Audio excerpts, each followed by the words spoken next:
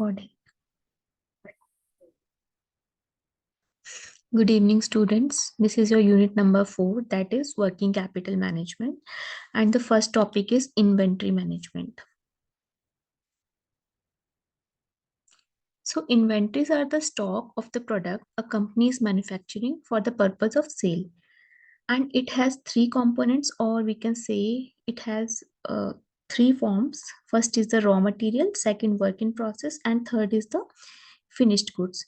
So raw materials are those basic inputs that are converted into finished goods.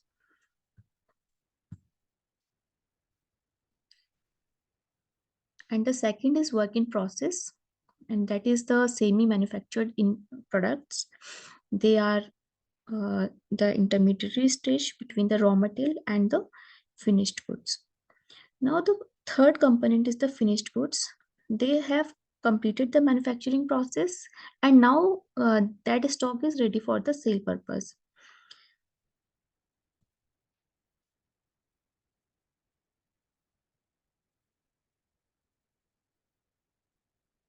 Now, manufacturing firm will have substantially high level of all these three kinds of inventories, while a retail or wholesale firm will have a very high level of finished good inventories and no raw material and work in process inventories, because they do not involve the manufacturing process. So they require no raw material.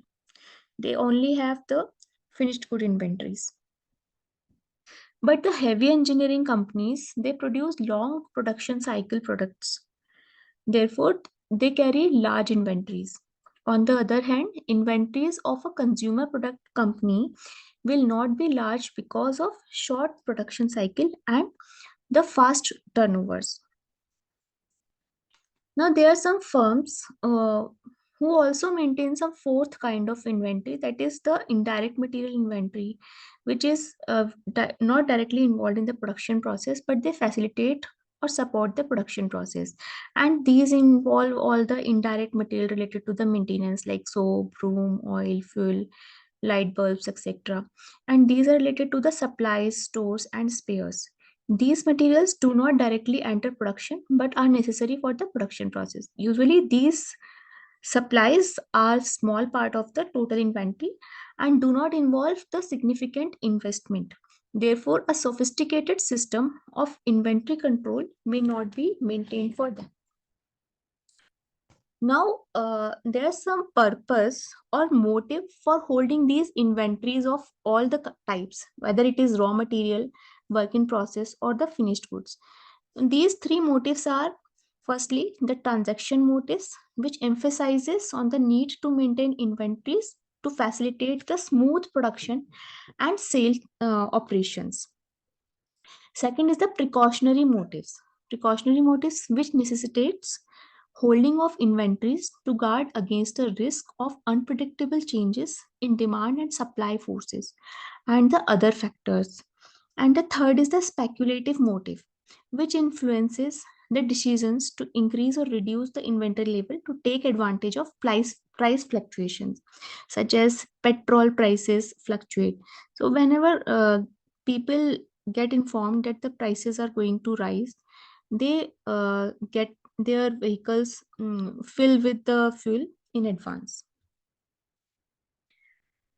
Now, the objectives of inventory management. So, the first objective is to maintain a large size of inventory of raw material and work in process for efficient and smooth production and of finished good for uninterrupted sales operations. And the second is to maintain a minimum investment in inventories to maximize the profitability. Now, there are some techniques by which we manage the inventories and maintain an optimum level of inventory. So these techniques involve firstly the economic order quantity, and this is also known as the EOQ method, in which one of the major inventory management problems has to be resolved. So in this EOQ model, we find out the economic order quantity or the economic lot size, which is the optimum size at which the total cost of carrying and ordering the inventory is minimum. So when we study this method, it involves two types of cost. First is the ordering cost, and second is the carrying cost. So the total cost is actually the sum total of both ordering cost as well as the carrying cost. Ordering cost, ordering cost, as we know, as the term suggests, it includes all the cost in acquiring the raw material. It includes the cost of requisitioning, purchase ordering, transporting, receiving, and inspecting and storing.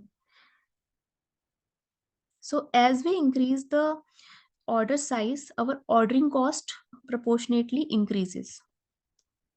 And the second is the carrying cost or the holding cost. It includes the cost of storage, insurance, taxes, duration, and obsolescence. The storage cost comprise cost of storage space, that is the warehousing cost, store handling cost, clerical and staff service cost, which includes the administrative cost, and also include the cost which is incurred in recording and providing special facilities such as fencing, lines, racks, etc. Carrying cost decreases with increase with the total quantity of inventory. Means as we increase the size of inventory or the stock, our total cost of holding decreases as the cost per carrying cost per unit decreases. Now there is a trade-off between the ordering and carrying cost, because as we know that if we increase the inventory size, our ordering cost will increase, but the carrying cost will decrease. So there should be a particular quantity or a point where the total cost of ordering and holding the inventory is minimum, and that particular quantity or the lot is known as the economic order quantity, EOQ, or the economic order size. And there is the formula for total ordering cost, that is annual requirement multiplied by per order cost divided by the order size. If A is the annual requirement, O is capital O, this is the per order cost, and Q is the order size, then the formula for total ordering cost is AO by Q. And there is one more thing, that is total carrying cost, and its formula is QC upon 2, and that is where Q is the total quantity which has to be ordered, and C is the carrying cost divided by 2. That this is actually the average carrying cost plus the order cost. Now this is the graph. We suggest that as we increase the total order size, our holding cost that increases and the ordering cost decreases.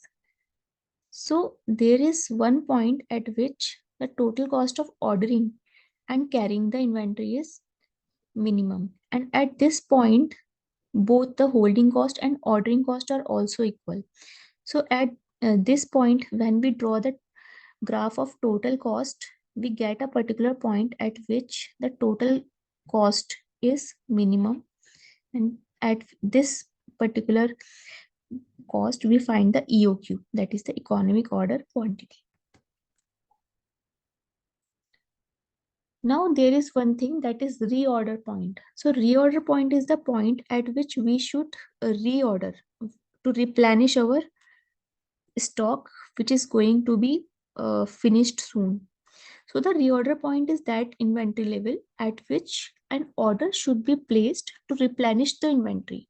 Replenish means when we have to refill something which is diminishing day by day because of the consumption and the usage in the production process. So because of which we have to further refill that or replenish that. To determine the reorder point under certainty, we should know three things. First is the lead time, second, average usage, and the third is economic order quantity.